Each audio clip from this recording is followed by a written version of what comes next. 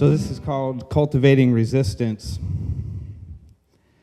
30 years ago, a seed drifted in etheric flow in search of a place to grow in the green mountains of Vermont. With a strong sense of purpose, it found a fertile home that it has known deep in its memory. It was one of those ancient seeds of change that has, for thousands of years, managed to get where it needed to go.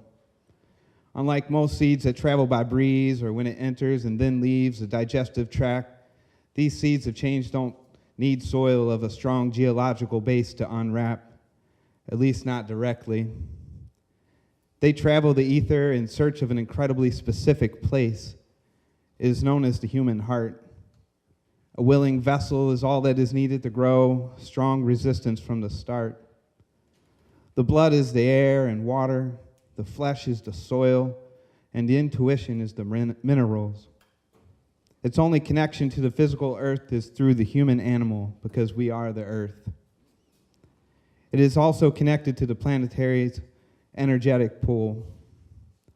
This particular seed of change found fertile ground in the heart of Anthony Polina. He was a beacon for this seed, a lighthouse in the fog of chemicals and greed from the Green Revolution. The light burned bright because of the passion burning inside of him to give farmers a voice. Many Vermont dairy farmers were drowning in debt and left with no choice but to sink or swim in an ocean of tears wept.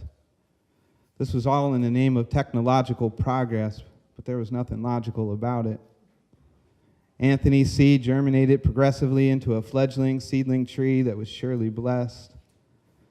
That tree's Latin name is Rusticus Vermont, but we'll refer to it as Rural Vermont.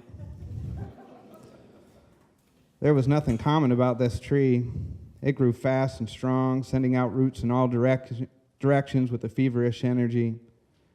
Those roots produced a vast amount of suckers, which created more seedlings out of farmers and eaters from the lower to the upper class. They all grew with the same passion as Anthony, which manifested the collective resistance to the homogenization of our culture in the form of a grove of trees. Strength in numbers. The corporations were relentless in trying to chop down the trees, resisting their so-called progress. The rural Vermont grove grew exponentially faster than they could be cut because all these trees began producing seeds in mass, so the grove got dispersed even further. Their bark was nearly impenetrable, and it would dull the axes even with the heavy blow of taxes.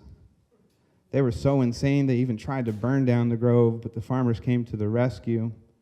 They dumped milk produced from grains and fescue on the flames.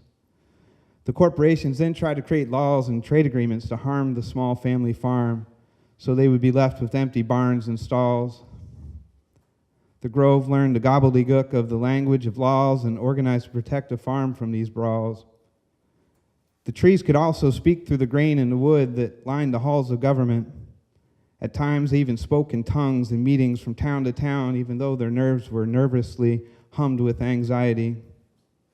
The trees declared that farmers had the right to know what was in their seeds, if they were pure or if toxins were woven into their tweed. The very fabric of the herds and flock of birds was too precious to let them eat contaminated feed. The grove continues to grow in strength and protect the farmers with acts of kindness, because our government is too spineless to stand up against corporations' deep pockets and aggressiveness. The trees found this strength in the diversity of the grove, all the different barks and leaves in the canopy, down to the grass roots. Scrappy and proud they are. The corporations loathe the mere sight of their legitimacy in action, bringing a voice to the farmers and eaters. You're not going to track our animals that we raise with so much love and affection because of your addiction to control. And you cannot stop us from the sacred act of harvesting a beast on the soil from which it was raised so our community can be fed with meat that was slowly braised to perfection. Their voices were loud and clear and reverberated their sweat and tears deep into the lignin of the trees, making the sap that much sweeter.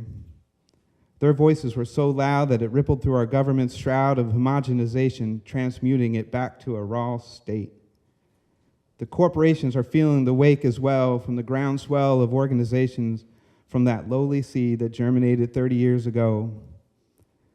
Now let's envision together how this grove will continue to grow.